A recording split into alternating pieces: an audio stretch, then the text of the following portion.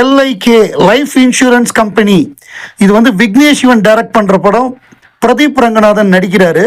So இந்த படம் வந்து ஃப்யூச்சரில் நடக்கிற மாதிரியான ஒரு கதை போல் இருக்கு. ஸோ அந்த ஃபஸ்ட்டு ஒரு டீசர் மாதிரி விட்டாங்க, அதை பார்க்குறப்ப தெரிஞ்சுது. இப்போ லேட்டஸ்ட்டாக பார்க்குறப்ப என்ன வந்திருக்கு அப்படின்னா, பவர்டு பை ஆண்டவர் artificial intelligence Kamal Haasan film academy அப்படின்னு ஒரு மிகப்பெரிய கட்டடம் அதில் இருக்கு. வெளியில் வந்து பிரதீப் ரங்கநாதன் நிற்கிற மாதிரியான ஒரு பிக்சர் பார்த்தேன். ரொம்ப ஹாப்பியாக இருக்குது. அதாவது ஃப்யூச்சரில் வந்து கமல்ஹாசன் ஃபிலிம் அகாடமி வரும், ஆண்டவர் ஆர்டிஃபிஷியல் இன்டெலிஜென்ஸ் அப்படிங்கிற மாதிரி வரும் அப்படிங்கிறத அவர் போட்டிருந்தாரு. அவர் எப்படின்னா, அவருக்கு வந்து உலகநாயகன் கமல்ஹாசனை ரொம்ப பிடிக்கும் விக்னேஷ் சிவனுக்கு. அதற்கு உதாரணமாக சொல்லணும் அப்படின்னா 2 விஷயங்கள் சொல்லலாம்.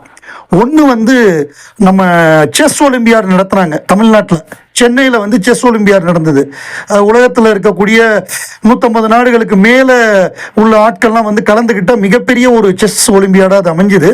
ஸோ அந்த செஸ் ஒலிம்பியாடை நடத்துறதுக்கு தமிழ்நாடு அரசால் நியமிக்கப்பட்டவர் நம்முடைய விக்னேஷ் சிவன். ஸோ அவர் என்ன பண்ணியிருக்காரு, எல்லா விஷயங்களும் பண்ணிட்டு இந்த விழாவில் வந்து அந்த துவக்க நிகழ்ச்சி இருக்குல்ல, ஓப்பனிங் செரமனி, அதில் வந்து உலகநாயகன் கமல்ஹாசனோட வாய்ஸ் இருந்தால் நல்லாயிருக்கும் அப்படின்னு அவர் கேட்டிருக்காரு. ஸோ அவர் வந்து உதயநிதி ஸ்டாலின்கிட்ட சொல்ல உடனே உதயநிதி ஸ்டாலின் வந்து கமல் சார்கிட்ட கேட்டு, கமல் சார் வந்து நேரடியாக வந்து ஒரு நாள் வந்து இதை பற்றி கேட்டிருக்காரு, என்னென்னலாம் இருக்குது, என்ன பண்ணணும், என்ன ஏதுன்னு கேட்டுட்டு அச்சாரம் ஒரே டேக்கில் அடித்து தூள் பண்ணி கையில் கொடுத்துட்டு போயிட்டாராம்.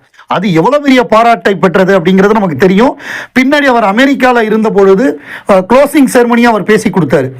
ஸோ அவர் படிக்க போயிருந்தார்ல, அந்த காலகட்டம் தான் நினைக்கிறேன், அப்போ தான் பேசி கொடுத்தாரு. அது பெரிய பாராட்டை கொடுத்தது. சோஷியல் மீடியாலலாம் மிகப்பெரிய அளவில் உலகநாயகன் கமல்ஹாசனை எல்லாரும் பாராட்டினாங்க.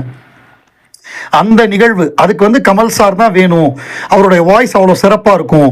ஏன்னா பொன்னியின் செல்வன் ஓப்பனிங்காக இருக்கட்டும், அந்த செஸ் ஒலிம்பியாடாக இருக்கட்டும், இன்னும் நிறையா விஷயங்களில் வந்து கமல்ஹாசனுடைய வாய்ஸ் அதை வந்து எல்லாருமே விரும்பி கேட்பாங்க, அவர் பேசினா நல்லா இருக்கும் அப்படின்னு. ஸோ அந்த மாதிரி அமைஞ்சது தான். இன்னொன்று வந்து அவர் வந்து சூர்யாவை வச்சு எடுத்த படம். ஸோ அந்த படம் வந்து ஒரு ஹிந்தி படத்தோட ரீமேக்கு. ஸோ அந்த படம் வந்து சூர்யா வந்து ஒரு கமல்ஹாசன் ரசிகர், உலகநாயகன் கமல்ஹாசன் ரசிகராக அதில் காமிச்சிருப்பாரு. தானா சேர்ந்த கூட்டம். ஸோ அந்த படம் ஒரு பொங்கல் ரிலீஸாக வந்தது. ஸோ அதில் வந்து உலகநாயகன் ரசிகராக நடிச்சிருப்பார். அதில் பாடல்கள்லாம் பெரிய ஹிட்டான படம். ஸோ அந்த மாதிரி கமல் சாருக்கு அவர் தீவிரமான ஒரு ரசிகராக ஆரம்பத்திலேயே இருந்திருக்கார் விக்னேஷ் சிவன்.